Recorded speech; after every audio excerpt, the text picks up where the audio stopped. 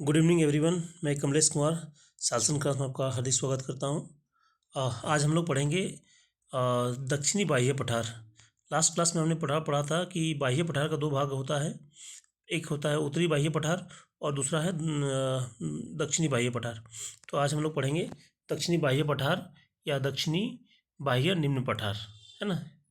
मैंने बता चुका था कि पहले भी बताया था कि इसका नाम दक्षिणी बाह्य पठार क्यों पड़ा है, क्योंकि यह पठार क्या है, छोटानागपुर के दक्षिणी भाग में स्थित है, या फिर ऐसे बोल सकते हैं कि रांची पठार के दक्षिण में स्थित है, इसलिए इसे बाह्य पठार कहा जाता है।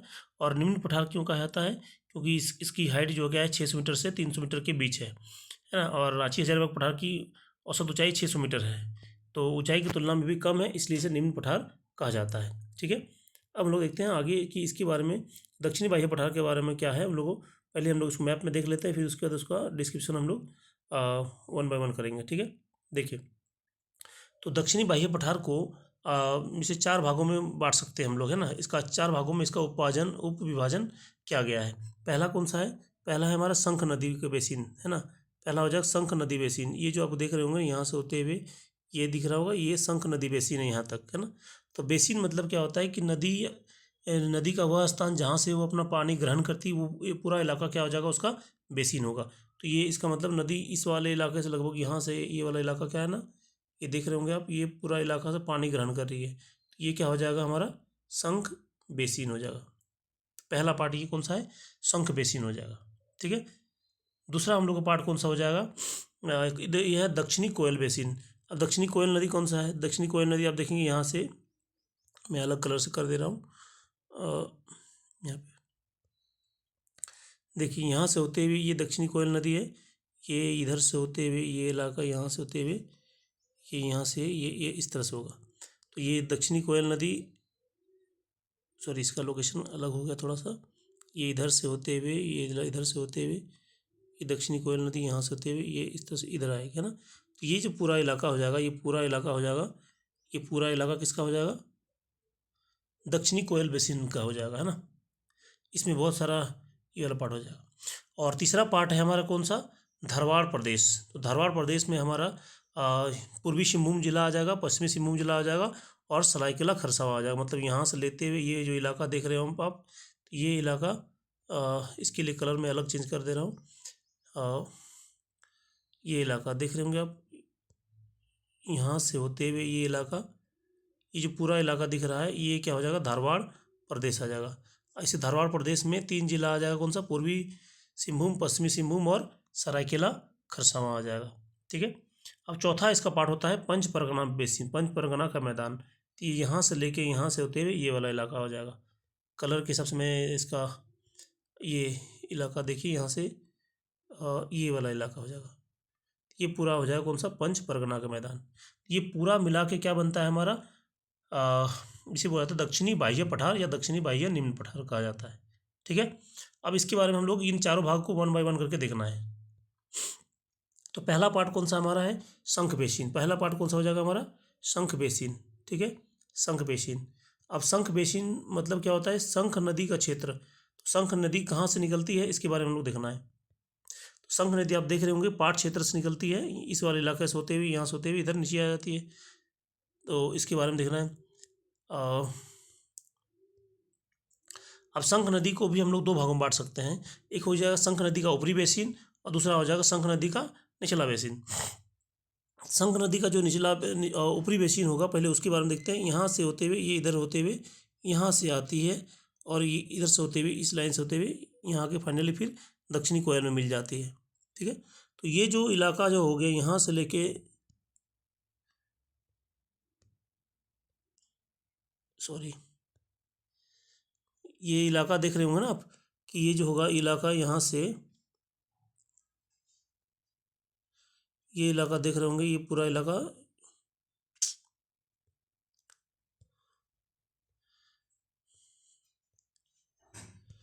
देखिए, है ना। तो शंख नदी का ये जो इलाका दिख रहा होगा आपको, ये लगभग अंडा के आकार का है, थोड़ा सा बड़ा हो गया। ये इलाका कौन सा हो जाएगा, थोड़ा सा ये इलाका दिख रहा होगा ना, ये इलाका दिख रहा है, ये अंडा के आकार का है। तो शंख नदी का ऊपरी बेसिन क्या है, अंडा आकार का है। थोड़ा बड़ा हो गया इस साइड में, यहाँ से ये वाला इलाका होगा, ये अंडा आकार इस तरह से, ठीक है। तो शंख नदी का ऊपरी बेसिन, पहला सवाल क्या हो जाएगा इसमें, किस आकार का है, तो ये अंडा आकार का है, ठीक है। कहाँ स्थित है ये, तो पाट क्षेत्र के पश्चिम वाले भाग में स्थित है। पूछा जाएगा इसका ढाल कैसा है, तो ढाल इसका धीमी ढाल वाला होगा, है ना। लेकिन एक चीज़ ध्यान रखिएगा, ढाल तो धीमी ढाल वाला है, ये वाला इलाका क्या है ना, बहुत धीमा ढाल है ना।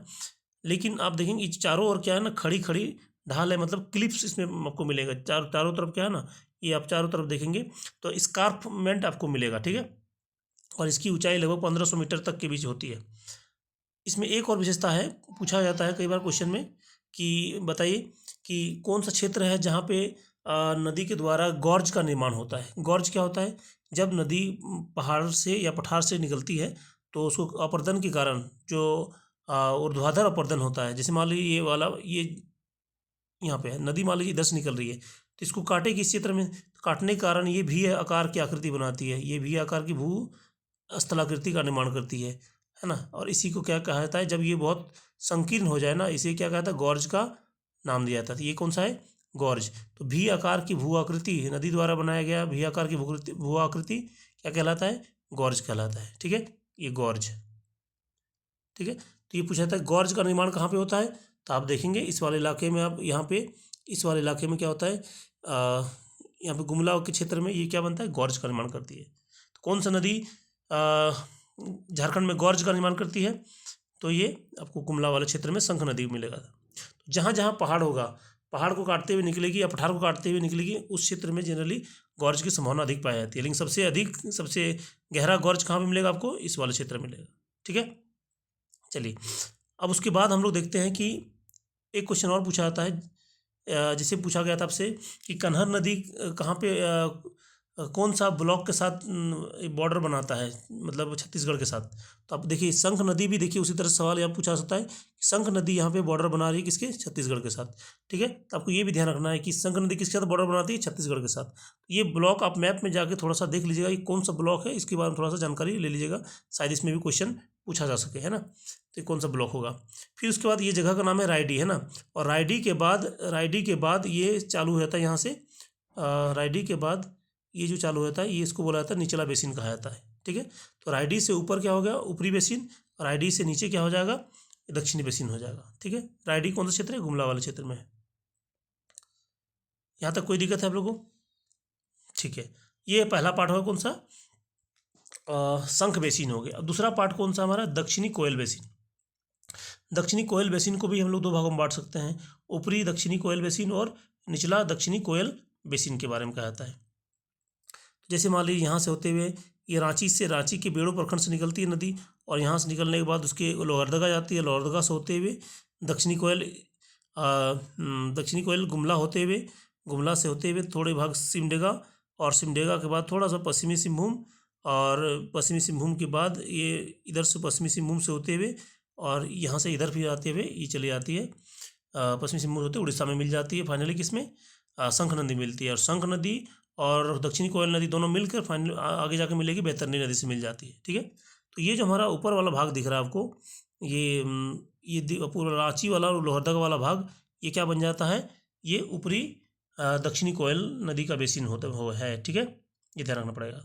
तो ऊपरी दक्षिणी कोयल बेसिन कौन कौन सा जिला में होगा, तो रांची वाला क्षेत्र हो जाएगा और लोहरदगा वाला क्षेत्र हो जाएगा, ठीक है। उसके बाद जो बचा है रेस्ट पार्ट, गुमला, सिमडेगा और ये पश्चिमी सिंहभूम, ये तीनों मिला क्या बन जाएगा, निचला बेसिन के रूप में बोला जाता है। अब जैसे जैसे नीचे आएंगे तो यहाँ पे ढाल क्या होगा, तीव्र होगा, लेकिन यहाँ पे ढाल का क्या होगा, थोड़ा सा कम होगा। इसलिए इस क्षेत्र में क्या है ना, दोन भूमि अधिक है। दोन भूमि मतलब जो निचला भूमि अधिक है, इसलिए और साथ ही साथ क्या होता है, दक्षिणी भाग है समुद्र से निकट है, इसके कारण इस क्षेत्र में वर्षा भी अधिक होता है।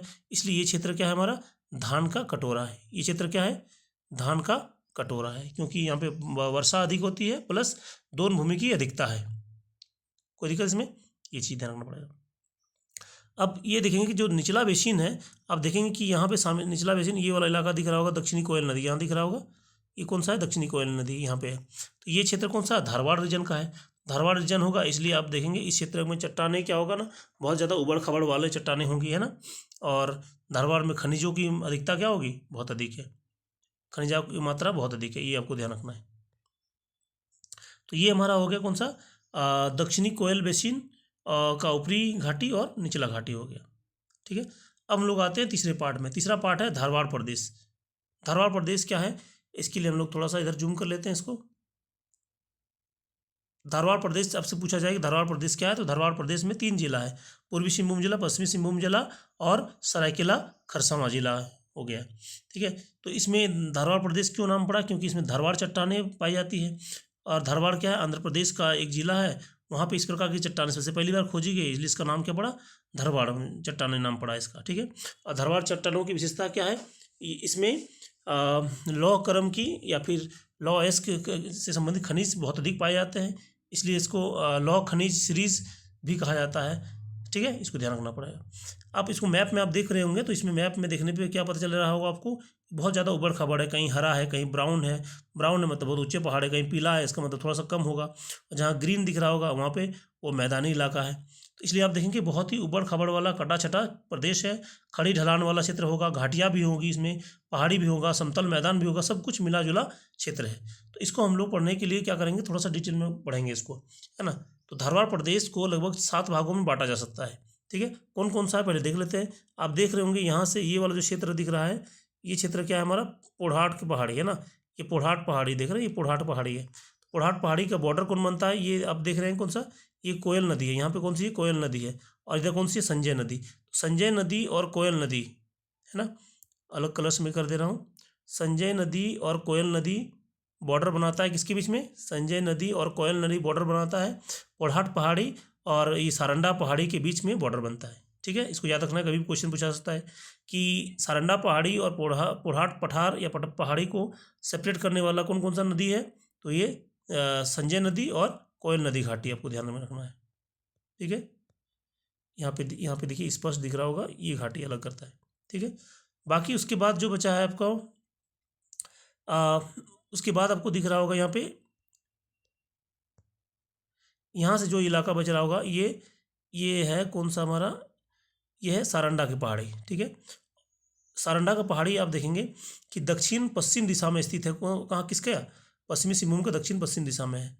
और कोल्हान उच्च भूमि या कोल्हान क्षेत्र ये कहाँ पे स्थित है, पश्चिमी सिंहभूम के दक्षिणी भाग में स्थित है। ठीक है, और आप देखेंगे यहाँ पे कि एक नदी है, यहाँ से जाती जा रही एक नदी, कौन सी है, खरकई नदी है। ठीक है, ये खरकई नदी है। और ये नदी जो जा रही है यहाँ पे, इस नदी का नाम है संजय नदी। और दोनों फाइनली ये दोनों नदी कहाँ मिल जाएगी, एक नदी है इस वाले क्षेत्र में, ये है स्वर्णरेखा नदी है। ठीक है ना, तो मैं अलग अलग कलर से बना दे रहा हूँ। ठीक है, ताकि आपको बेहतर दिखाई मिले। ये कौन सी नदी है देख रहे होंगे आप, ये जो नदी दिख रहा होगा, ये स्वर्णरेखा नदी है। ठीक है, यहाँ से जो नदी जा रही है उसका नाम क्या हो जाएगा, खरकई नदी जा रहा है। ये कौन सी नदी है, ये नदी है संजय नदी है। ठीक है, ये खरकई नदी और ये कौन सी है, संजय नदी है। ठीक है, ये हो गया एक विभाजन। और आप दूसरा ये चीज़, जो पहाड़ी इलाका दिख रहा होगा आपको, ये जो दिख रहा होगा ब्लू कलर का लाइन, यहाँ से लेके यहाँ तक ये पूरा इलाका आपको क्या है, ये पूरा है दालमा श्रेणी है। तो ये दालमा श्रेणी हो गया, ये पोढ़ाट का पठार हो गया। ठीक है, और जो बीच का मैदान बचा हुआ है ये वाला, इसको छोड़कर ये कौन सा है, ये दालभूम पहाड़ी है। ये कौन सा है, दालभूम पहाड़ी। और जो बीच का मैदान है हरा हरा दिख रहा है, ये चाईबासा का मैदान है। ठीक है, इसमें कोई दिक्कत नहीं आना चाहिए आपको। ठीक है, ये चाईबासा का मैदान है और ये दालभूम पहाड़ी है। तो इसी यही भौतिक विभाजन के बारे में हम लोग पढ़ना है एक एक करके। ठीक है, चलिए हम लोग 1 बाय 1 आते हैं। तो सबसे पहला पार्ट पढ़ते हैं कौन सा, पोढ़ाट पोढ़ाट पहाड़ी या पोढ़ाट का पठार। इसमें हम लोग को पढ़ना होगा। तो इसमें पहले सबसे पहले क्या क्वेश्चन आता है कि ये कौन कौन से जिलों में विस्तार है। तो ये कौन सा होगा, तो ये रांची, तभी वर्तमान की रांची नहीं होगा, यहाँ पे खूंटी हो जाएगा, खूंटी जिला हो जाएगा। और पश्चिमी सिंहभूम जिला में विस्तार है। पूछा जाएगा क्वेश्चन कि ये जो पहाड़ियाँ हैं किस दिशा में स्थित है, तो ये कौन सा है, ये उत्तर और दक्षिण दिशा में स्थित है। क्या है, ये उत्तर और दक्षिण दिशा में स्थित है। लेकिन आपसे पूछा जाए कि दालमा श्रेणी की दिशा में स्थित है, तो पूरब और पश्चिम दिशा में है। ठीक है, तो दालमा श्रेणी और पोढ़ाट पहाड़ी, इन दोनों को यदि एक साथ मिला दीजिए तो आप देख रहे हो कि एक अर्धचंद्राकार रूप से बना रहे हैं। देख रहे हैं कि नहीं, ये देख रहे हैं, ये पूरा आधा चांद की तरह बन रहा है। तो कौन सा हो जाएगा ये, दालमा श्रेणी और पोढ़ाट पहाड़ी, ये दोनों को मिला के क्या बनता है हमारा, एक अर्धचंद्राकार रूप में बनता है। कोई दिक्कत यहाँ तक? मान लीजिए आपसे पूछा जाए कि ये जो पहाड़ियाँ हैं किन चट्टानों से बनी हुई है, तो ये किससा है? ग्रेनाइट और नीस चट्टानों से बनी है। ग्रेनाइट नीस चट्टानों से बनी है, नीस और सिस्ट, है ना। लेकिन आपसे पूछा जाए कि ये लावा, इसका निर्माण लावा के उद्भेदन के कारण हुआ है। लेकिन लावा के उद्भेदन से भी दो प्रकार की चट्टानों का निर्माण होता है। एक उस प्रकार की चट्टानें जो पृथ्वी की सतह के नीचे ही ठंडा हो जाती है और जमने के कारण बनता है, और एक होता है पृथ्वी की सतह के ऊपर ठंडा होकर जमने से बनता है। ठीक है, जो पृथ्वी की सतह के नीचे बनता है उसे अंतर्भेदी ज्वालामुखी चट्टान कहा जाता है। तो ये जो पहाड़ियाँ हैं ना, ये पहाड़ियों का निर्माण क्या हो गया? अंतर्भेदी ज्वालामुखी चट्टानों से निर्माण हुआ है। ठीक है, ये ध्यान रखना। इस क्षेत्र में जो पहाड़ियाँ हैं अधिकतर किस प्रकार की पहाड़ियाँ हैं? नुकीली पहाड़ियाँ हैं या फिर गुंबदाकार पहाड़ियाँ हैं? तो आपको देखेंगे कि इस क्षेत्र में पहाड़ियाँ क्या है, ये अधिकतर गुंबद आकार की हैं, क्योंकि अपर्दन अधिक हुआ, अपर्दन अधिक होने का नुकीला खत्म हो गया और उसका आकार क्या हो गया? गुंबद आकार की पहाड़ियाँ हैं। ठीक है, ये ध्यान रखना पड़ेगा। लेकिन आपसे पूछा जाए कि कौन सी इसका विस्तार बताना है नदी, तो आप देखेंगे कि इसका पश्चिम में जो है, इसके पश्चिम में एक नदी का नाम है देव नदी। ठीक है, और ये पूरब में देखेंगे आप, क्या ना, घुनाडी कराईकेला, यहाँ से लेके यहाँ तक इसका विस्तार है। ठीक है, मान लीजिए उत्तर से पूछेगा उत्तर से दक्षिण विस्तार क्या है, तो उत्तर में आप देखेंगे रांची के पठार का दक्षिणी छोर हो जाएगा और दक्षिण में क्या देखेंगे? संजय नदी और कारो नदी, संजय नदी और कारो नदी का विस्तार है। तो ये आपको बॉर्डर याद रखना है कि उत्तर में क्या हो गया? रांची के पठार का दक्षिणी भाग, और दक्षिण में क्या हो जाएगा? संजय कारो नदी हो गया। पश्चिम में क्या हो गया? देव नदी हो गया, और पूरब में क्या हो गया? घोनाडी कराईकेला के बीच स्थित है। ये इसका क्या होगा? भौगोलिक विस्तार हो गया। इसी तरह से मान लीजिए आपको पूछा जाता है क्वेश्चन की, बताइए कि दालमा श्रेणी का विस्तार कहाँ तक है। तो दालमा श्रेणी का पूरब में इधर घाटशिला से लेके, है ना, इधर पूरब में घाटशिला से लेके विस्तार है, पश्चिम में संजय कारो के बीच में आपको ध्यान रखना, ये नदी जो है यहाँ तक संजय कारो वाला, यहाँ से लेके यहाँ तक इसका पूरा विस्तार है। पश्चिम में संजय कारो नदी और पूरब में घाटशिला तक इसका विस्तार है। ठीक है, ये आपको ध्यान रखना है। अब दालमा श्रेणी का यदि राज्य पूछा जाए कि किस राज्य में विस्तार है, तो ये अधिकतर क्या है ना, पूर्वी सिंहभूम में है, लेकिन आप देखेंगे तो पश्चिमी सिंहभूम में भी कुछ भाग है, कुछ भाग क्या है ना इसका खरसावां जिला में भी स्थित है। पूछा जाएगा दालमा श्रेणी की सर्वोच्च चोटी कौन सी है, तो दालमा श्रेणी की सर्वोच्च चोटी आप देखेंगे कौन सा आपको? दालमा हिल टॉप, इस वाले में देखिए यहाँ पर लिखा हुआ है कौन सा? Dalma hill top. लगभग ये 3000 फीट है। ये आपको आप देखेंगे खरसावां जिला में आपको मिलेगा यहाँ पे, है ना, दालमा हिल टॉप। ये ध्यान रखना, दालमा हिल टॉप सबसे पूर्वी सिंहभूम जिला में है, तो खरसावां में पूर्वी सिंहभूम जिला में ध्यान रखना पड़ेगा। और इसी क्षेत्र में आपको मिलेगा कौन सा? दालमा वन्यजीव अभ्यारण्य भी मिलेगा। और ये जो आपको पहाड़ी दिख रहा होगा दालमा श्रेणी, इसी के जस्ट उत्तर में क्या है? सोनरेखा नदी पे एक बांध बनाया गया है। उस बांध का निर्माण क्या है? उसका बांध का नाम क्या हो जाएगा? बांध का नाम है चांडिल बांध। ठीक है, देख रहे होंगे आप, चांडिल बांध कहाँ पे होगा? खरसावां में हो जाएगा, ध्यान रखना पड़ेगा। एक एक चीज़ आपको ध्यान रखना, सब इसी पहाड़ी से आपको सारा कुछ समझ में आ जाएगा। तो ये दो पार्ट हमने डिस्कस कर लिया, कौन सा हो गया? एक पोढ़ाट की पहाड़ी, और दूसरा पार्ट कौन सा हमने कर लिया? दालमा श्रेणी हो जाएगा। तीसरा पार्ट हम लोग आ सकते हैं कौन सा? सारंडा वन। सारंडा वन आप देख रहे होंगे यहाँ से यहाँ तक। सारंडा वन को कहा जाता है 700 पहाड़ियों का प्रदेश भी कहा जाता है, 700 पहाड़ियों का क्षेत्र भी कहा जाता है। ठीक है, और अब इसके अलावा एक क्वेश्चन पूछा जाता है कि सारंडा पीर किसे कहा जाता है। तो जो कोयल नदी है ना, कोयल नदी के दक्षिण पूर्व, कोयल नदी का दक्षिण ये हो गया पूर्व, कोयल नदी का दक्षिण पूर्व ये वाला जो क्षेत्र है, कोयल नदी का दक्षिण पूर्व स्थित क्षेत्र को क्या कहा जाता है? सारंडा पीर के नाम से भी जाना जाता है। ठीक है, अब इसी क्षेत्र में क्या ना, जितने भी आपको ये प्रमुख क्षेत्र है, इसी क्षेत्र को लौह करम या लौह सीरीज का विस्तार इसी क्षेत्र में है। सारंडा वन वाले क्षेत्र में ही क्या है हमारा? अधिकतर जो लौह अयस्क की खदानें यहाँ पाई जाती है ना। इस वाले क्षेत्र में इतना नहीं है, लेकिन सबसे अधिक कहाँ मिलेगा आपको? कीरीबुरू, जितना भी आपको खदान है पूरा, नोवा मुंडी, ये सारे कहाँ मिलेगा आपको? सारंडा वन वाले क्षेत्र में ही मिलेगा, इसलिए भी ये इंपॉर्टेंट हो जाता है। ठीक है, अब इस क्षेत्र में पहाड़ियों की ऊंचाई क्या है? इस क्षेत्र में पहाड़ों की ऊंचाई 1500 फीट से लेकर 1000 फीट के बीच में है, लेकिन कहीं कहीं पहाड़ियाँ 2000 मीटर से भी अधिक ऊंची है। ठीक है, और आप देखेंगे कि इस क्षेत्र में इस क्षेत्र की इतने अधिक पहाड़ी होने के कारण आप देखेंगे इस क्षेत्र से चारों तरफ नदियाँ निकलती है। देख रहे हैं यहाँ से आप दक्षिणी कोयल में बहुत सारी नदी निकल रही है, यहाँ से उड़ीसा की तरफ बहुत सारी नदियाँ निकल रही है। तो ये क्षेत्र क्या कर रहा है? एक तरफ से मान लीजिए आपसे पूछा जाए कि सारंडा क्षेत्र में की नदियों का प्रतिरूप किस प्रकार का है? तो आप देखेंगे कि रेडियल पैटर्न बनता है, मतलब यहाँ से चारों तरफ निकल रही है। तो आप ज्योग्राफी में एक शब्द पढ़े होंगे, जब कोई क्षेत्र से चारों तरफ नदियाँ निकलती है, जैसे अमरकंटक का पठार, तो वहाँ से चारों तरफ नदियाँ निकलती है, तो कौन सा हो जाएगा? पैटर्न बोला जाता है रेडियल पैटर्न। क्या बोला जाता है? Radial pattern. तो इसमें रेडियल पैटर्न का प्रतिरूप बनता है नदियों का। ठीक है, चलिए आगे हम लोग आते हैं। जो अगला पार्ट है चाईबासा का मैदान। चाईबासा का मैदान बहुत ही इंपॉर्टेंट है। चाईबासा का मैदान आप देख रहे होंगे कहाँ से कहाँ तक, ये वाला इलाका देख रहा होगा, ये यहाँ से आप देख पा रहे होंगे, है ना, ये इलाका। पूछा जाएगा चाईबासा का मैदान का उत्तर में कौन है, तो उत्तर में कौन सा होगा? दालमा श्रेणी। उत्तर पश्चिम में कौन सा है? पोढ़ाट श्रेणी, है ना। दक्षिण पश्चिम में कौन हो जाएगा? सारंडा वन। दक्षिण में कौन हो जाएगा? कोल्हान उच्च भूमि, है ना। दक्षिण पूरब में कौन हो जाएगा? धालभूम श्रेणी। पूरब में कौन हो जाएगा? स्वर्णरेखा घाटी। ये इसका विस्तार है, इसके चारों ओर बसा हुआ है। ठीक है, मान लीजिए आपको एक और क्वेश्चन पूछा जाता है कि कौन सा ऐसा भूभाग है जो वो स्पष्ट रूप से भौतिक विभाजन उसका दिखता है, तो चाईबासा का मैदान हो जाएगा। सबसे कम वर्षा होने वाला क्षेत्र भी कौन सा है? चाईबासा का मैदान है।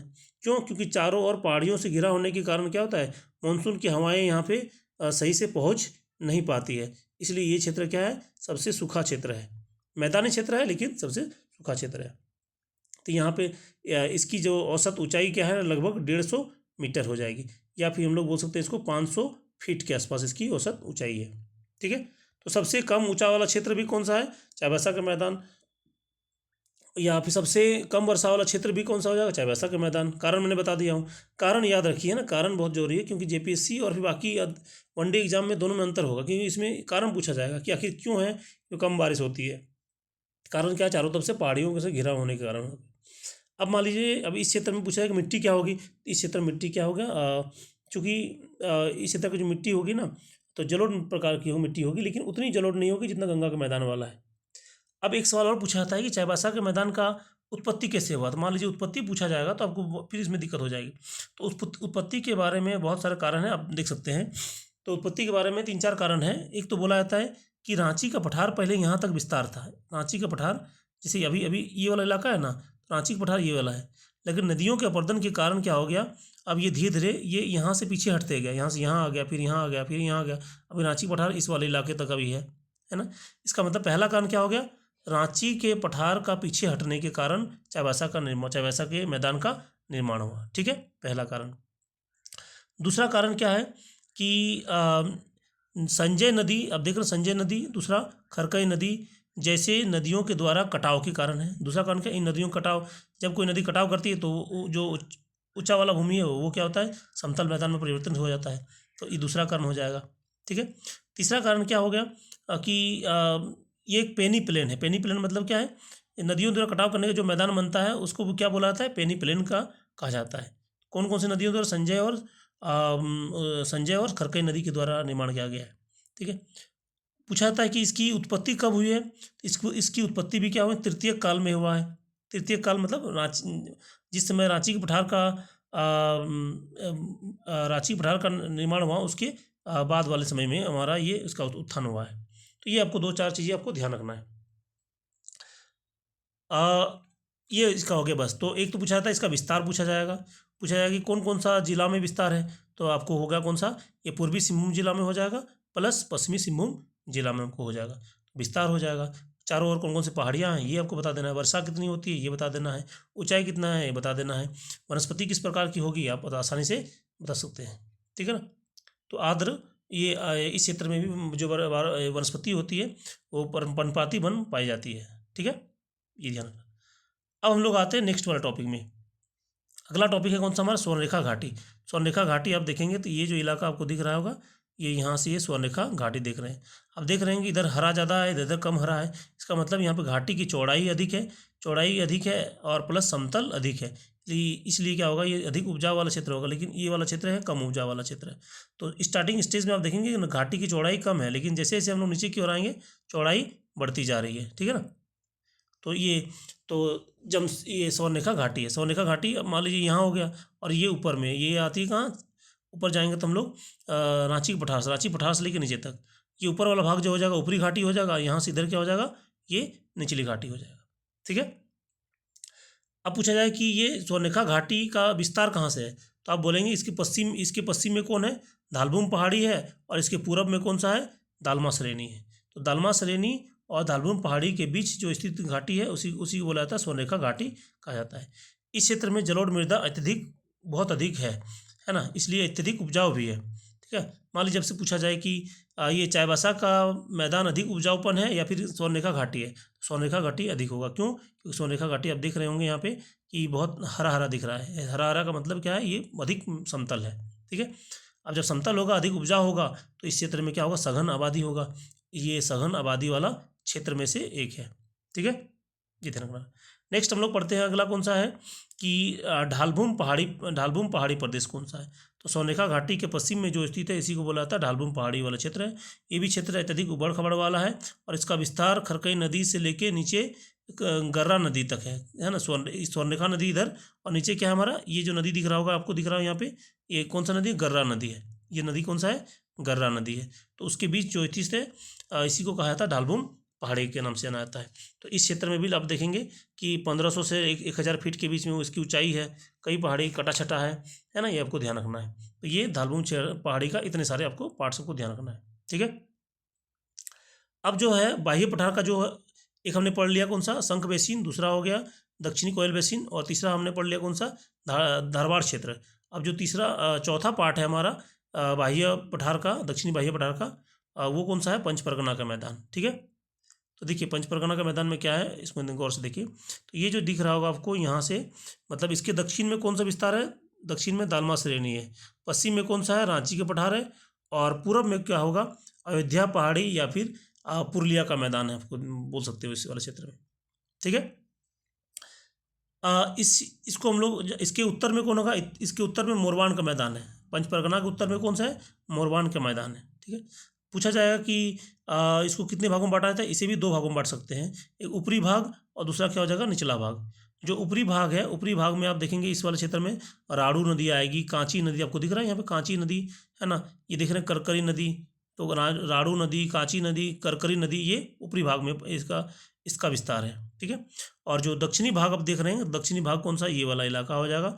दक्षिणी भाग कहाँ होगा, ये दालमा का जो श्रेणी है उसके साथ मिल जाता है, ये हो जाएगा दक्षिणी भाग, सॉरी निचला भाग, और ये बाकी जो बचा हमारा ऊपरी भाग हो जाएगा। तो ऊपरी भाग में 3-4 नदी है, कांची नदी, राड़ू नदी, करकरी नदी, और दक्षिणी भाग कहाँ मिल जाता है, दालमा श्रेणी का भाग के अंतर्गत आ जाता है। तो पंच परगना का मैदान बहुत ही उपजाऊ है। इसमें यदि राजनीतिक रूप से जाएँ तो बुंडू तमाड़ वाला क्षेत्र क्या हो जाएगा, पंच परगना के मैदान के अंतर्गत है। ठीक है, और ये अत्यधिक उपजाऊ क्षेत्र है, यहाँ पे खेती बाड़ी बहुत अधिक होती है, क्योंकि आप देख रहे होंगे कि ये ग्रीन कलर का है, हरा है, इसका मतलब क्या है, ये मैदानी इलाका है। और ये भी एक क्या है, संक्रमणशील क्षेत्र है, क्योंकि ये रांची के पठार और ये रांची का पठार इधर है, और पूरब में है पुरुलिया का मैदान है। तो इस क्षेत्र से दोनों के बीच में मिलन स्थल है, इसलिए इसे संक्रमणशील क्षेत्र कहा जाता है। ठीक है, तो ये हम लोग का हो गया पूरा दक्षिणी बाह्य पठार। इसमें बहुत सारी चीज़ें फैक्ट्स होगा, आप बुक्स में बहुत सारा लिखा होगा, आप उसके हिसाब से आराम से कर सकते हैं। तो आप ध्यान रखिएगा प्रत्येक चीज़ में, इसके अंतर्गत कौन कौन सा जलप्रपात भी है वो भी आप लोग कर लीजिएगा ना। इसमें मैं तो उतना डिटेल से फिर भी मैं दिखाई देता हूँ, इसमें देख लीजिए। ये देखिए, इसमें दनगदी जलप्रपात दिखा हुआ है, यहाँ पे दनगदी जलप्रपात दिया हुआ है।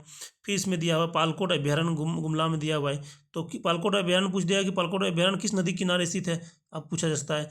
बाबा भैरव पहाड़ी है यहाँ पे, है ना, जैसे किरीबुरू है, ये इस वाले क्षेत्र में। यहाँ पे देखिए खुट्टी के पास है, दक्षिणी कोयल नदी के किनारे है कौन सा, ये पैरवा घाघ जलप्रपात है। यहाँ पे आप देख रहे होंगे संजय नदी के आसपास वाला हिरनी जलप्रपात है। तो ये सब लोकेशन आप जरूर एक बार देख लीजिए। ठीक है ना, किरीबुरू को क्या कहा जाता है, किरीबुरू का हाथी पहाड़ जाता है, एलिफेंट हिल कहा जाता है ना। किरी मतलब होता है, किरी मतलब एलिफेंट होता है, बुरू मतलब पहाड़ होता है, तो हाथी पहाड़ी के नाम से जाना आता है। ये सारे फैक्ट्स आप लोग आराम से कर लीजिए। मैप में एक चीज़ देखिए, बाकायदा मैप प्रिंट कर लीजिए, मैप को मैप में चिपका कर उसको आसानी से पढ़िए। क्योंकि देखिए इस बार जेपीएससी में जो क्वेश्चन पूछा जाएगा थोड़ा सा हार्ड क्वेश्चन पूछा जाएगा, उसके लिए आपको कंसेप्चुअल बिल्डिंग होना बहुत जरूरी है। आप एक एक चीज़ के बारे में जानिए, उसका एप्लीकेशन जानिए कि अच्छा इस कारण ये चीज़ है तो इसके कारण क्या होगा।